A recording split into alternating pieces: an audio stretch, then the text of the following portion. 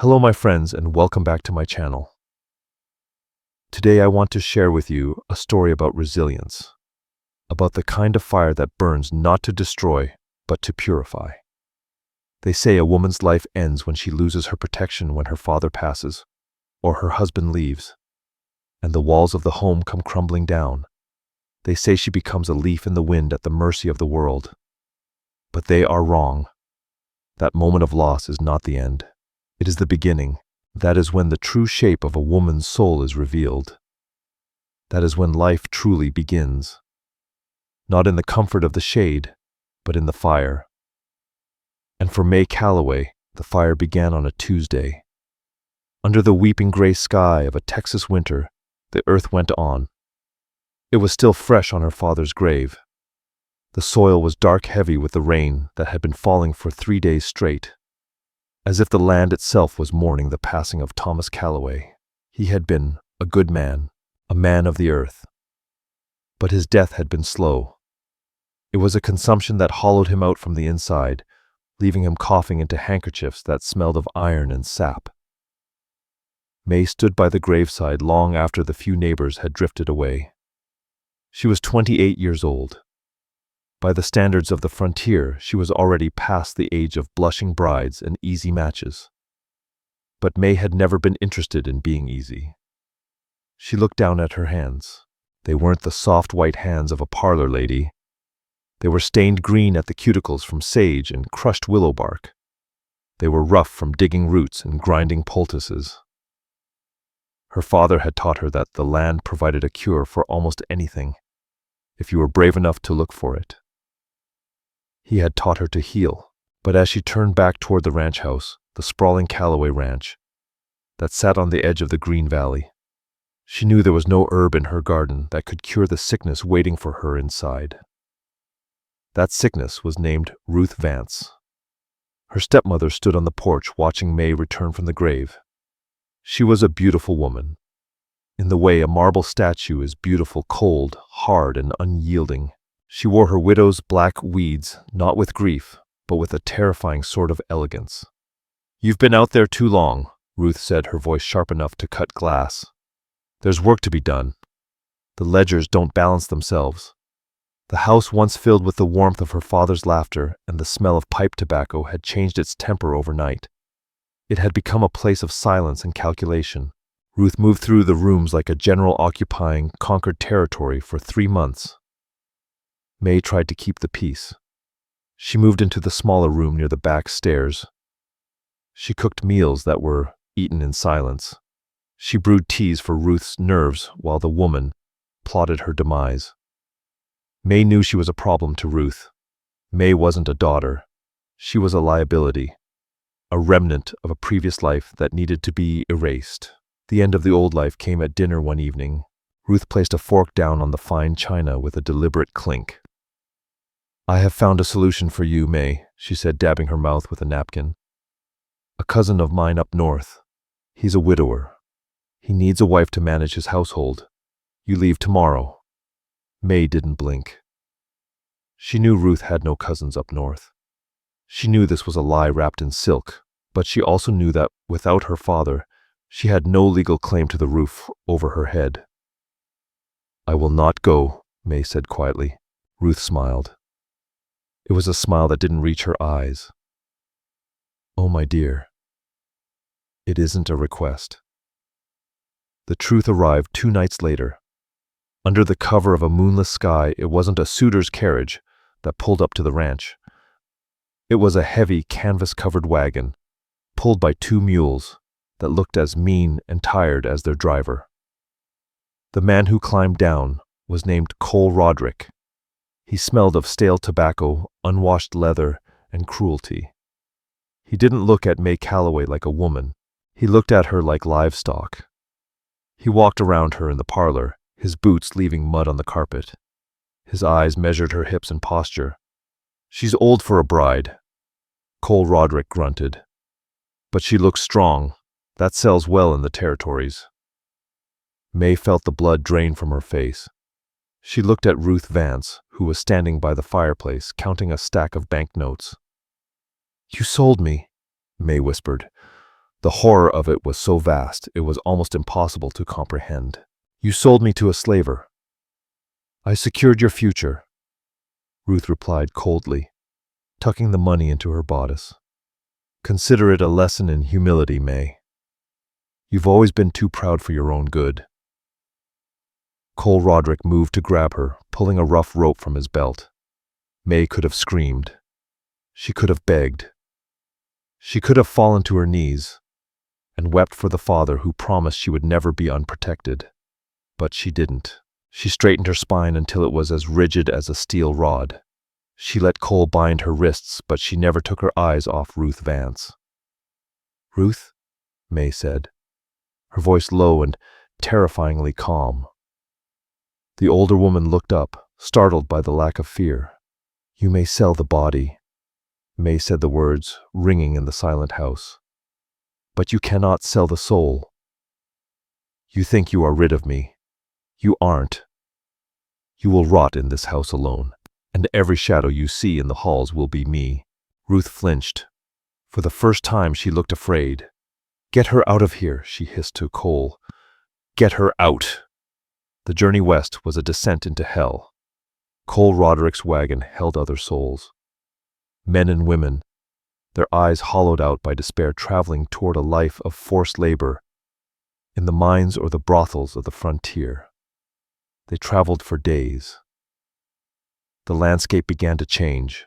The rolling green hills of home faded, replaced by the harsh, dry scrub of the borderlands.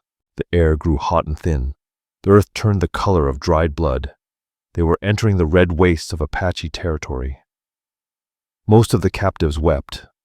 They prayed for salvation or death. But May did not weep. She counted the miles. She memorized the turns. She watched the sun rise and set, calculating. She tested the ropes at her wrists every night, waiting for a mistake. She intended to live. But Cole Roderick was careful. He knew the value of his merchandise. On the 5th day, the air shifted. It went still, heavy, with a sudden, unnatural silence. The birds stopped singing. The wind died down. Cole felt it too. He pulled the mules to a halt near a dry wash, his eyes darting to the sandstone ridges that rose like jagged teeth on either side of the trail. "Quiet!" he hissed to the captives. "Not a sound." But it was too late. They didn't hear the horses until they were already there. The Apache riders seemed to materialize out of the rock itself. One moment the ridge was empty. The next it was lined with 6 silhouettes against the blinding sun. They sat on their horses with a stillness that was more terrifying than any war cry. Cole fumbled for his rifle, his hands shaking. "Get back!" he screamed, his voice cracking. "I have a permit. I have—" An arrow struck the wood of the wagon seat inches from his leg. Cole dropped the gun and cowered, whimpering like a kicked dog. The riders descended. They moved like water, fluid and inevitable. They circled the wagon, their ponies kicking up clouds of red dust that coated May's throat. And then the center of the circle opened. A single rider moved forward. He was different from the others. He rode a black stallion that seemed as wild as a storm. He wore no war paint, just a simple shirt and buckskin leggings. His dark hair was tied back, revealing a face that looked as though it had been carved from granite, hard, unreadable, and strangely beautiful, in a way that hurt to look at. This was Rafe Boone, the ghost of the canyons. May's heart hammered against her ribs, but she lifted her chin. She refused to look away. Rafe Boone didn't look at Cole Roderick. He didn't look at the supplies or the mules. His dark eyes swept over the wagon, scanning the captives with cold, precise intelligence. He was looking for something, or someone. His gaze moved past the weeping men. It moved past a young girl who had fainted from the heat. And then his eyes found May Calloway. Time seemed to freeze. The dust settled around them. May felt a jolt go through her, a strange electric current that had nothing to do with fear. He looked at her, not with lust, not with the greedy appraisal of a traitor like Cole Roderick, but with recognition. His eyes narrowed slightly. He saw the dirt on her face, the ropes on her wrists, the defiance in her jaw. One of the other warriors raised a lance, gesturing toward the mules, asking a silent question about the spoils. Rafe Boone raised a hand. The gesture was small, but the command was absolute. The warriors froze. Rafe Boone never broke eye contact with May. He pointed a single calloused finger directly at her heart. "Her," he said. His voice deep and rough like gravel grinding together. Cole Roderick peeked up trembling. "Take her. Take them all. Just let me." Rafe Boone silenced him with a look. He turned back to his men, his decision made. "Only her," he commanded. And in that moment, as the sun beat down on the red rocks, and the dust swirled around her boots, May Calloway realized two things. First, that she had just been traded from one monster to another. And second, that for the first time in her life someone was truly seeing her. The journey into the stronghold was a blur of heat and dust. A winding path through canyons so narrow, the sky was reduced to a jagged ribbon of blue. Far overhead, May expected to be dragged into a pit of chaos, a lawless den where noise and violence reigned supreme. She had heard the stories whispered in the parlors of the town about the savagery of the Apache camps. She braced herself for the screaming, for the disorder, for the cruelty. But when the canyon finally opened up, revealing the hidden settlement tucked between the sandstone walls, May was struck by the silence. It wasn't a silence of emptiness, but of discipline. The camp was a living thing, breathing with a steady rhythmic pulse. There were shelters built with intention, placed where the wind could not steal their warmth. There were fire pits dug with precision. Children did not run wild and screaming.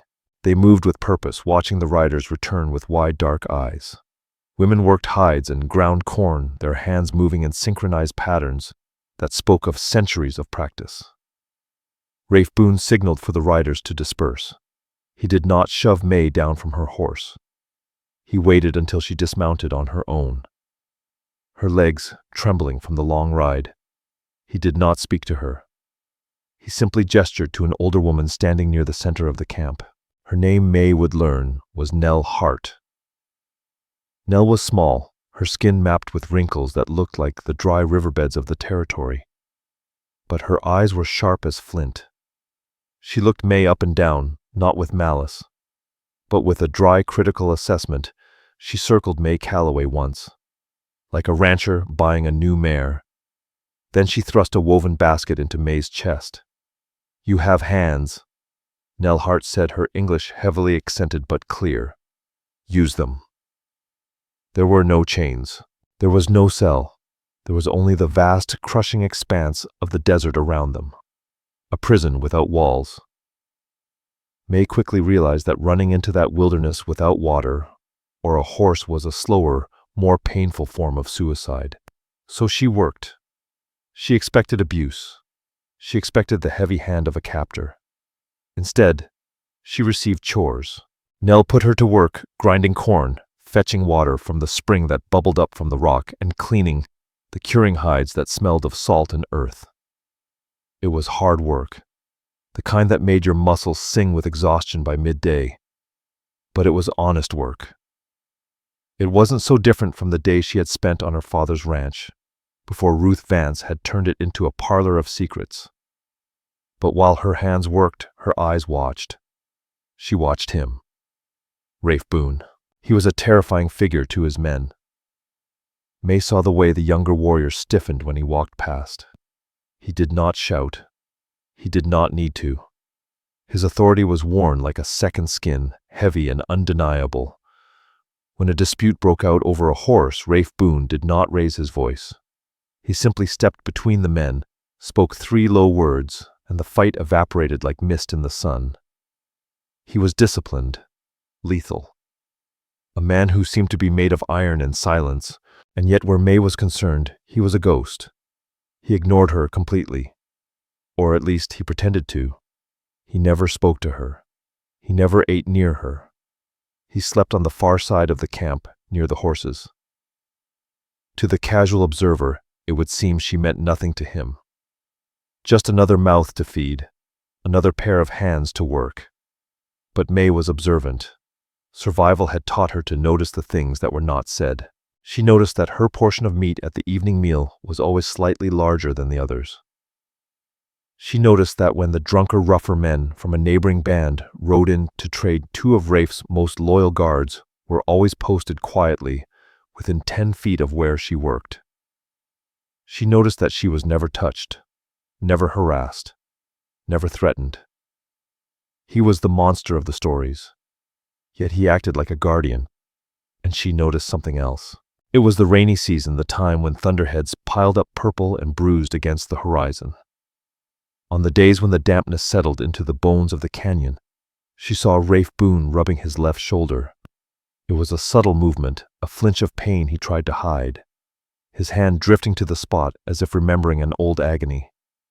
And once when he was washing by the creek, stripped to his waist, she saw it. A scar. It wasn't a clean surgical line. It was a jagged, ugly thing that rose from his shoulder blade and twisted up the side of his neck, disappearing into his hairline. It was the kind of wound that should have killed a man. It spoke of a violence that had nearly ended him. May stored these observations away, stacking them like firewood. She did not know what they meant. And frankly, she told herself she didn't care. He was still her jailer.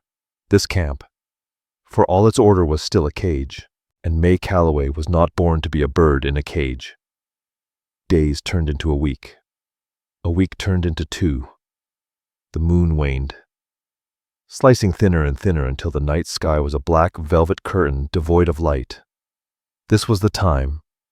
May had been patient. She had been obedient. She had let them think she was broken to the yoke. But every time she fetched water, she had taken a few extra sips to hydrate herself. Every time she cleaned the skins, she had watched the guard rotation. She knew that just before dawn, the camp settled into its deepest sleep. The fires burned down to embers. The sentries on the ridgeline grew heavy-eyed. On the night the moon vanished, May Calloway moved. She had stolen 2 water skins and hidden them beneath a pile of firewood near the edge of the camp. She moved silently, her boots wrapped in strips of cloth. She had torn from her skirt to muffle her steps. She slipped past Nell Hart's sleeping form. She ghosted past the dying fire. Where the dogs lay curling in the ash, her heart was a frantic drum against her ribs. Loud enough, she feared, to wake the dead. But the camp slept on. She reached the edge of the settlement. The desert opened up before her, vast and swallowing. She grabbed the water skins, slung them over her shoulder, and ran. She didn't look back. She scrambled up the scree slope, the loose rocks tearing at her skirts. Her breath came in ragged gasps, burning her throat.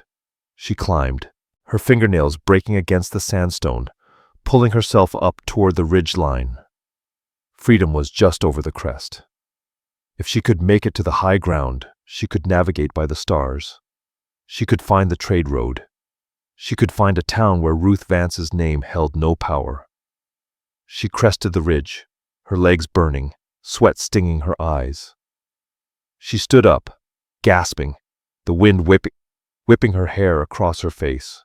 She had done it. She was out. "You are heading south," a voice said. "The water is north."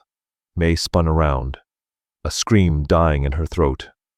Rafe Boone was sitting on a boulder 10 feet away. He wasn't even standing. He was relaxed, one leg drawn up, his arm resting on his knee. His horse was nowhere to be seen. He hadn't chased her down on horseback. He had been waiting for her. The realization hit her like a physical blow. He knew. He had known she would run. He had known exactly where she would go. May backed away, her hands curling into fists. "How long?" she demanded, her voice shaking with rage and adrenaline. "How long have you been watching me?" "I am always watching," Rafe Boone said, his voice calm, devoid of the anger she expected. He stood up slowly, unfolding his height against the starry sky. "Why didn't you stop me in the camp?" she snapped. "Why let me climb all this way? Because a horse must run until it realizes the fence is not made of wood but of the world itself, he said enigmatically. You needed to see the emptiness out here. You needed to see that there is nowhere to go. I would rather die in the emptiness than live as a slave. May Calloway spat back. She took a step toward the ledge. A dangerous, reckless challenge. So go ahead. Kill me. Or let me go. I won't be a pet. I won't be a trophy you keep on a shelf. Rafe Boone stepped into the starlight, for the moon was gone. He looked at her, and for the first time May saw an emotion on his face that confused her. It wasn't mockery. It wasn't fury. It looked like patience. You are neither, Rafe Boone said softly. You are not a pet. You are not a slave. Then what am I? May cried, the frustration boiling over. I am here against my will. I am bound by your men. What am I? Rafe Boone took one step closer, invading her space. But he did not reach for her. He simply looked down at her, his dark eyes reflecting the abyss of the sky. You are a guest, he said, who does not yet know she is home. The words hung in the cold air, bizarre and nonsensical. Home. This dusty alien place. You are insane, May whispered. Rafe Boone conceded. But you are shivering. Rafe Boone said, his voice steady. He unclasped the heavy buffalo hide cloak from his shoulders. May Calloway flinched, expecting him to grab her, to bind her wrists again. Instead, he swung the cloak around her shoulders. It was heavy, warm, and smelled of him, sage, wood smoke, and rain. Walk, he said. He didn't drag her. He didn't tie her. He simply turned and began walking back down the gentle slope of the ridge toward the camp. And May Calloway followed. She followed not because she wanted to, but because the fight had drained out of her, replaced by a profound confusion. He walked beside her, matching his long strides to her shorter ones. He treated her not like a captured runaway, but like a companion on an evening stroll. It unsettled her more than violence would have. Violence she understood. Violence she could hate. But this quiet, steady presence, this refusal to punish her, it was a puzzle she couldn't solve. And May Calloway could not resist a puzzle. Life returned to its rhythm, but the tension had shifted. The camp watched her differently now. They knew she had run, and they knew she had been brought back without punishment. The mystery of May Calloway grew. 3 days later, the mystery broke. It happened in the heat of the afternoon. A hunting party returned in chaos.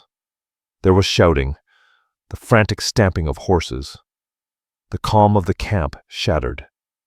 May looked up from her work to see 2 warriors, supporting a third between them.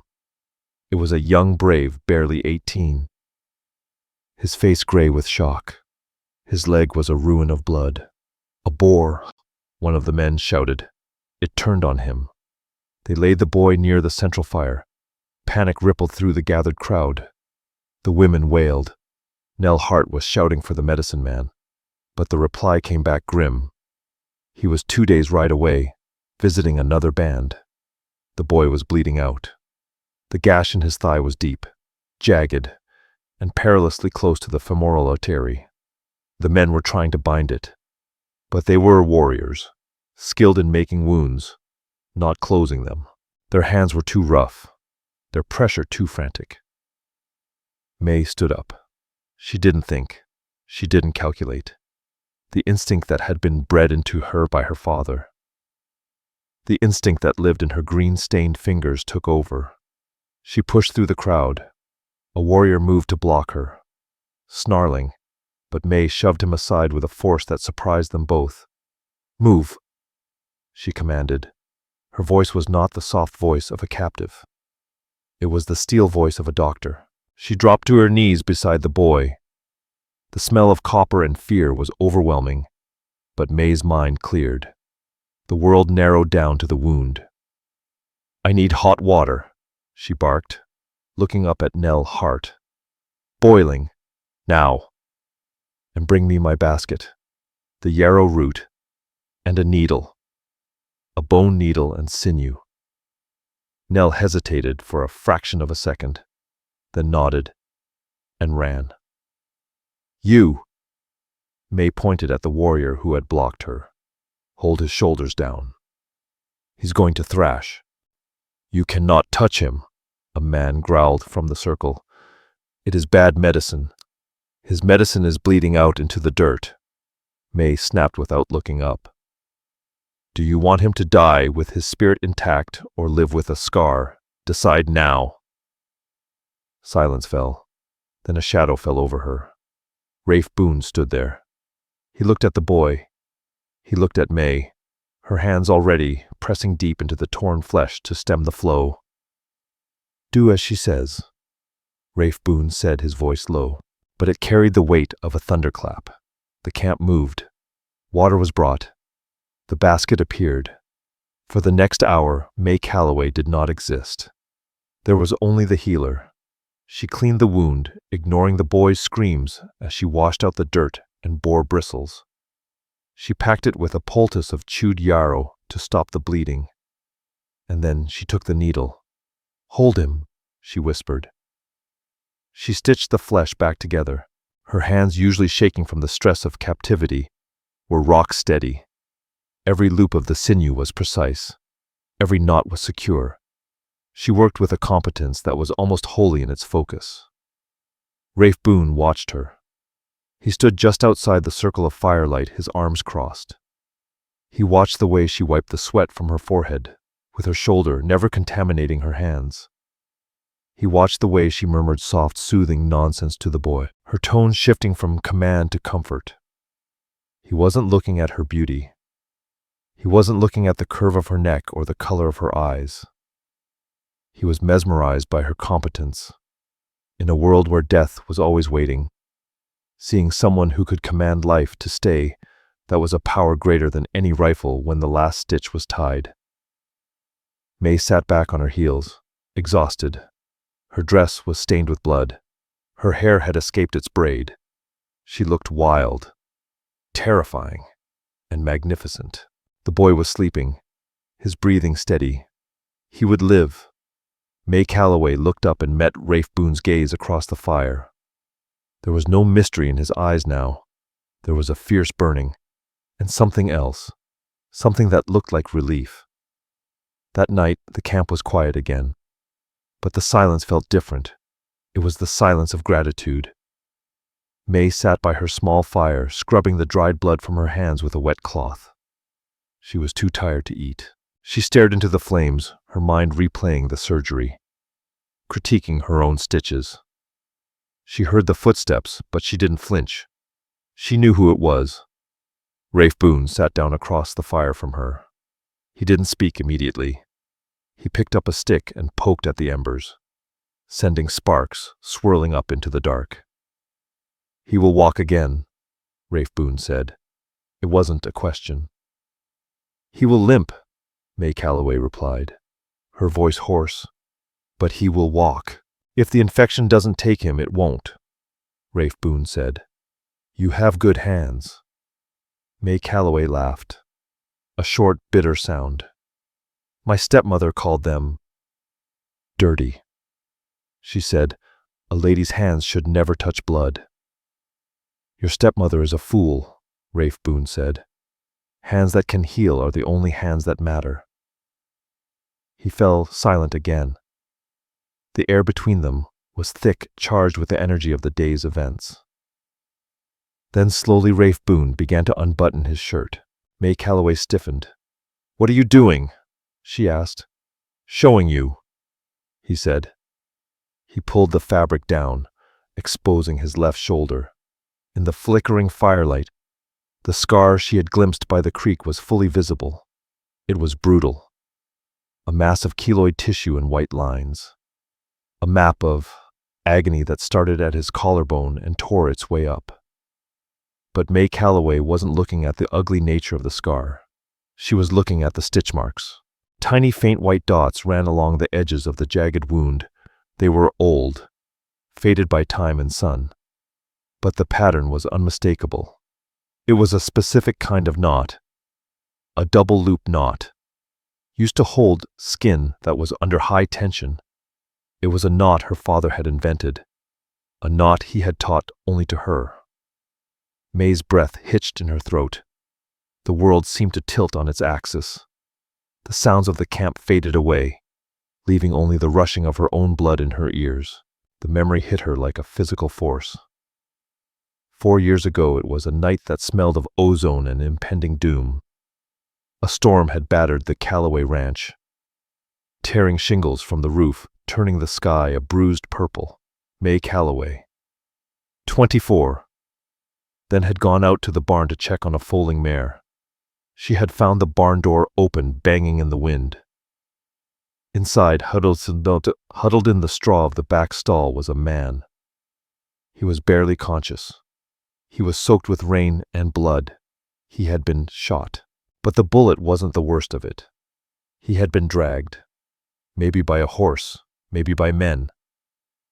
His shoulder was laid open to the bone. He was Apache. She knew that by his clothes, by the moccasins. She should have run. She should have called her father. She should have screamed for the hands. But she looked at his face, twisted in pain. Eyes fever bright and terrified. He looked like a wolf caught in a trap, waiting for the final blow. May Callaway didn't run. She bolted the barn door. She brought a lantern. She brought her kit. She worked on him for hours while the storm raged outside, drowning out his groans. She cleaned the wound. She used her father's special knot to pull the ruined skin together. She fed him water from a ladle. He had stared at her the whole time. His eyes were dark and tense, burning with a feverish focus. He hadn't spoken a word of English, but his eyes had tracked her every movement. Just before dawn, the fever broke.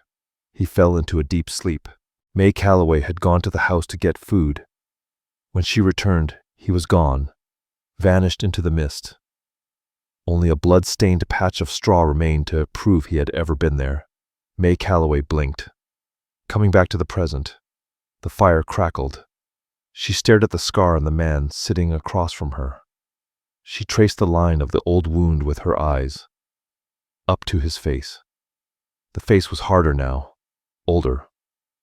The lines around the mouth were deeper. But the eyes were the same. The eyes of the wolf in the barn. "You," May Callaway whispered. The word was barely a breath. "You were the one in the storm." Rafe Boone watched her, his expression softening, the mask of the warlord slipping away to reveal the man beneath. "I did not know if you would remember," he said quietly. "It was a dark night, and I was not myself." "I remember," May Callaway said, her voice trembling. "I remember the wound. I remember. I thought you were a dream. I imagined you." "I was no dream," Rafe Boone said. He leaned forward, the firelight dancing in his eyes. "And neither were you. You saved my life, May Callaway. My men left me for dead after the ambush. You gave me back my breath. That's why—" May Callaway realized, the pieces of the puzzle slamming into place. "That's why you stopped the attack on the wagon. That's why you didn't let them touch me. That's why you brought me here." "I have looked for you," Rafe Boone confessed, his voice rough with emotion, "for 4 years. I have looked. I watched the trading posts. I watched the wagons. I looked for the woman with the steady hands and the eyes like the winter sky." He reached out then, and for the first time since she had been captured, he touched her. He took her hand, the rough, stained, capable hand of a healer, and turned it over, tracing the calluses on her palm with his thumb. "I did not take a captive that day on the trail, May," he said. "I found my savior." May Callaway looked at her hand in his. She looked at the man she had feared, the man she had hated, the man she had saved. The fear began to recede, replaced by an overwhelming sense of destiny. The thread that had been spun in a barn 4 years ago had been pulled tight, dragging them both across the desert to this fire. To this moment. She wasn't a prisoner. She never had been. She was a debt that was finally being acknowledged. And looking into Rafe Boone's eyes, she realized that the payment he intended to offer was not money and not freedom. It was himself. The days that followed the revelation by the fire were not marked by grand declarations or the fanfare of trumpets. They were marked by something far more profound, the quiet death of fear. The invisible walls that had defined May Calloway's existence in the canyon dissolved. There was no more talk of guards. There was no more watchful eye of Nell Hart tracking her movements toward the perimeter. May Calloway walked freely. She walked to the creek to wash her hair without an escort. She climbed the lower ridges to gather sage and juniper berries, her silhouette visible against the red rocks, and no one moved to stop her. She was no longer a prisoner. She was something else entirely, something the camp had not seen before, and did not quite have a name for. But the most significant change was between her and Rafe Boone. Their relationship did not explode into a passionate frenzy. That is the way of children. A flash flood that destroys the riverbank and then vanishes.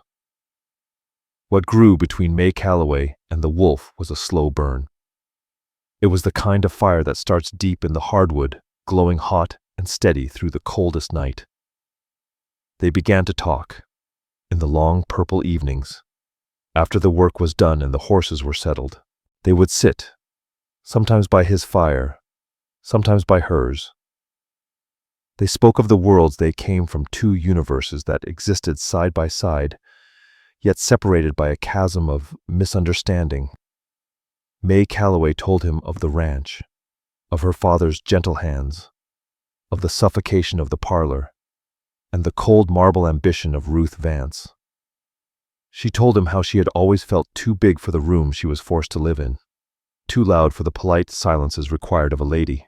Rafe Boone told her of the mountains. He told her of the Usan the Creator and the spirits that lived in the wind and the lightning. He told her of the burden of leadership, the heavy weight of being the one who must always be strong, who must always be the stone against which the waves break. They found a strange and beautiful equality in these conversations. He was a warrior who had known only war.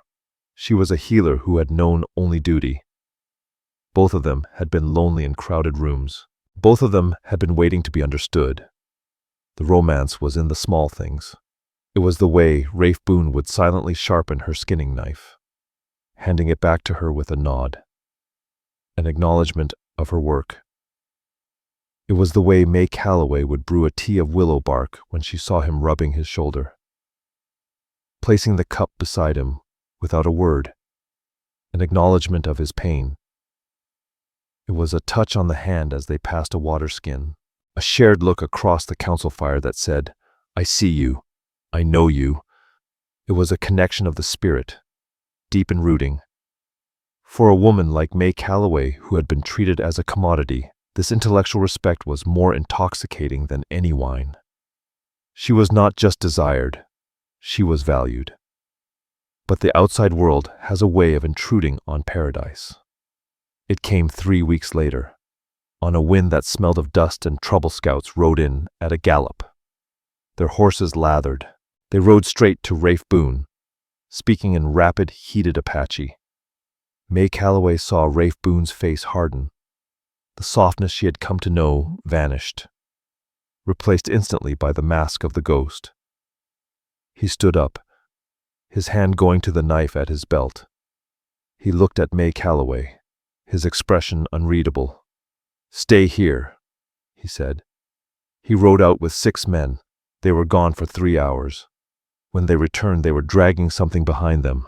It was Cole Roderick, the man who had bought May Calloway, the man who had driven the wagon into hell, was now on his knees. In the dirt of the central plaza, he was bound, dusty and terrified. He had been caught trying to cross the territory again. Greed, driving him back to the well of human misery. The camp gathered. The air was thick with the promise of violence. Cole Roderick was weeping, blubbering pleas that no one understood, and no one cared to hear. Rafe Boone dismounted. He walked over to Cole Roderick and kicked him, not in rage but with contempt, flipping him onto his back. Then he turned to May Calloway.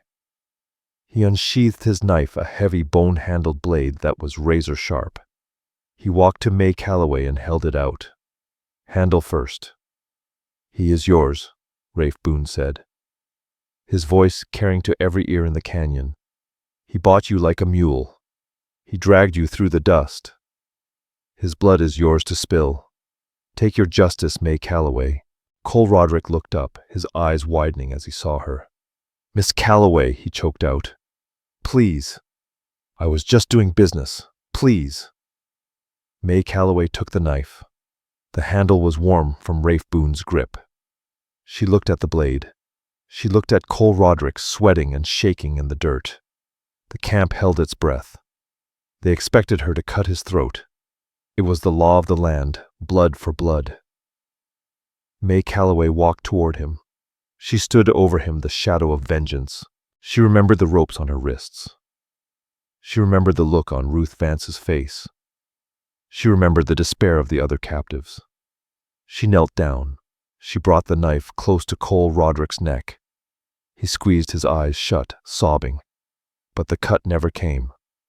May Calloway stood up. She looked at the knife, then at Rafe Boone. "No," she said. A murmur of confusion rippled through the warriors.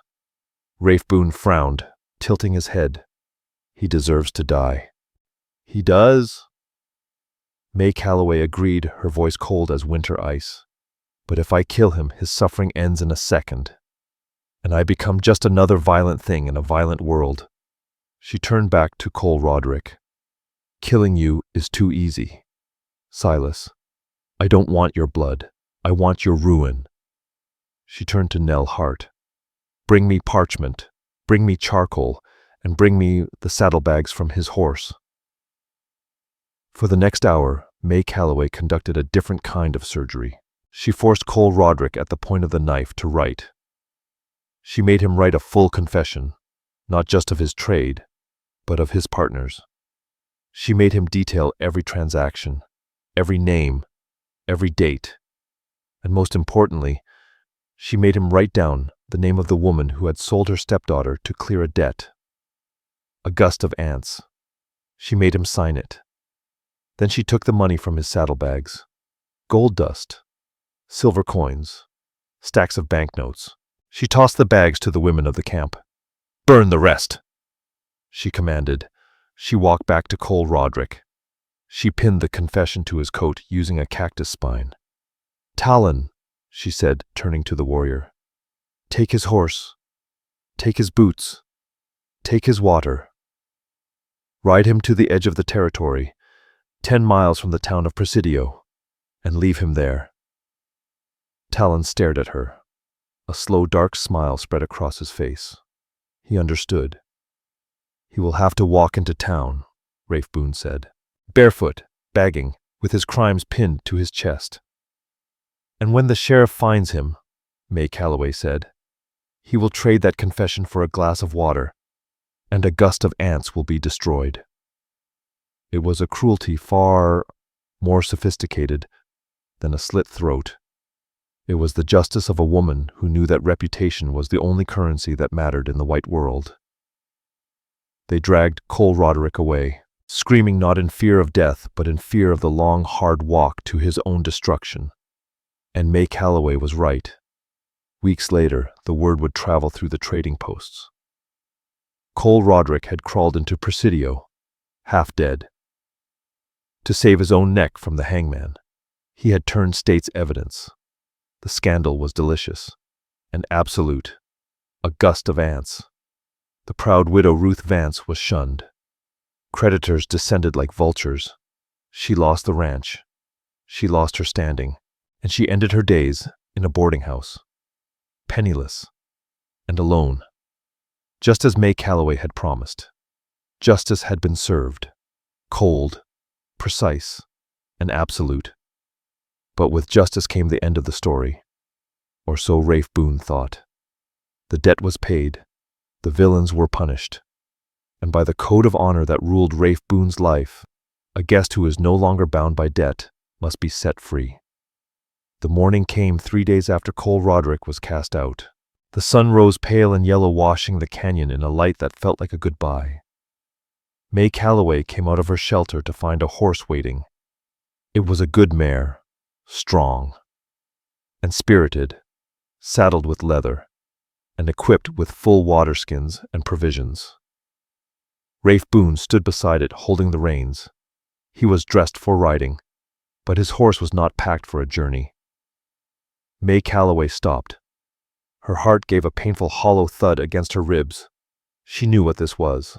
Rafe Boone didn't look at her at first. He looked at the eastern horizon, where the sky was turning the color of a bruised plum.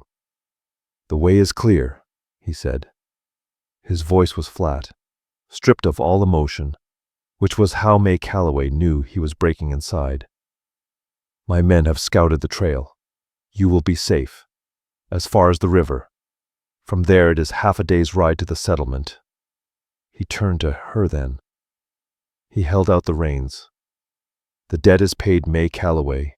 You saved my life. I have restored yours. You are free." May Calloway stared at the leather reins. They looked like snakes in his hands. "You are sending me away." "I am returning you to where you belong," Rafe Boone said. "You are a healer. You are a woman of civilization. You do not belong in the dust, hunting for roots, sleeping on the ground." "I have slept on the ground for 2 months," May Calloway said. "I have never slept better." "Go back," Rafe Boone said, and his voice cracked. "Just a fraction. Go back to your house. Reclaim your father's land. Find a man who can give you a parlor and a soft bed." He shoved the reins into her hand. He couldn't touch her. He knew if he touched her, he would never let her go. "Go," he whispered. He turned his back on her. He walked away, toward the edge of the canyon, his shoulders rigid. He was the wolf, closing the door to the den to save the thing he loved. May Calloway stood there. She looked at the horse. She looked at the supplies. She looked at the east, toward the rising sun, toward the town, toward the ranch that was rightfully hers now. She could go back. She could be May Calloway, the wealthy landowner. She could wear silk. She could grow old in safety. She mounted the horse. Rafe Boone heard the creak of the saddle leather. He heard the horse snort. He closed his eyes, a physical pain ripping through his chest. He listened for the sound of hooves fading away down the canyon trail. He heard the hooves, but they didn't fade. They came closer. Rafe Boone turned around. May Calloway had ridden the horse in a tight circle. She hadn't ridden toward the exit. She had ridden around him, cutting off his path to the solitude he sought. She sat high in the saddle, looking down at him. The morning wind caught her hair, blowing it across her face. She didn't look like a rancher's daughter. She looked like a queen of the high desert. "You offer me freedom," May Calloway said, her voice ringing clear in the morning air.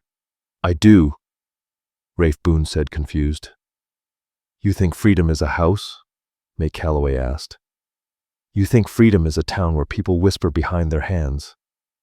You think freedom is a life mapped out by tea times and church bells?" She shook her head. "My world was a cage, Rafe Boone. It was a cage of velvet and expectations. You offered me the open sky. You gave me the work of my hands. You gave me respect."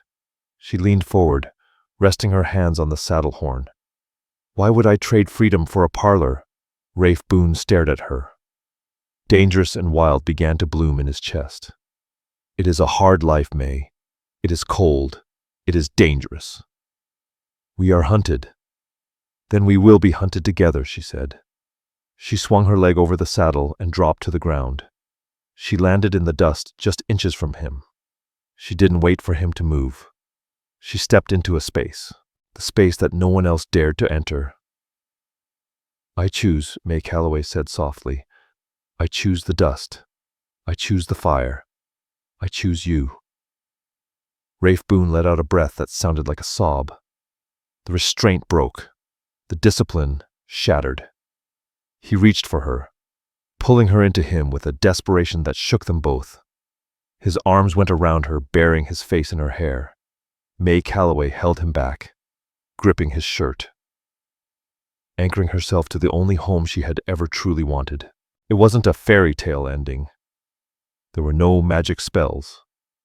There was only a man and a woman, standing in the red dust of the canyon, choosing each other against the world. And as the sun finally crested the ridge, bathing them in golden light, May Calloway buried the ghost of the girl she had been. Some say she was lost to the wild that day. The people in town whispered her name as a cautionary tale. The poor girl dragged off by savages never to be seen again. But those who know the truth, those who know the language of the wind and the secret places of the heart, they know better. She wasn't lost. She was the only one who had ever been truly found. And that, my friends, is the story of the healer's debt. It's a reminder that sometimes the worst days of our lives are simply the transport wagons that carry us to our destiny. It's a reminder that home isn't a place with a roof. It's a place where you are seen, where you are valued, and where you are free. I would love to hear your thoughts on May Calloway's choice. Would you have taken the horse and ridden back to civilization? Or would you have stayed in the canyon with the wolf? It's a choice between safety and soul. And it's never an easy one. Please let me know in the comments below. Tell me where you are listening from today. I love seeing our Eagle Eye family stretching from the mountains of Montana to the coasts of Florida and everywhere in between. If this story touched your heart, please do me a favor. Hit that like button. It helps us keep the campfire burning. Share this story with a friend who needs a reminder of their own strength. And if you haven't already, subscribe to my channel and ring that bell so you never miss a journey into the wild past. Until next time, my friends, keep your eyes on the horizon and walk in peace. All stories are created for entertainment purposes and may include fictional elements or dramatized interpretations inspired by historical settings. We use AI tools, voiceover visuals, scripts as creative assistants. However, all content is reviewed, refined, and edited by humans to ensure emotional authenticity and storytelling quality. We fully comply with YouTube's policies regarding AI-generated content and do not use any deepfake techniques or misleading recreations of real individuals. All visuals and supporting materials are properly licensed. Sharing, re-uploading, modifying, or distributing any part of this content in any form requires written permission. We appreciate your support and respect for original creative work.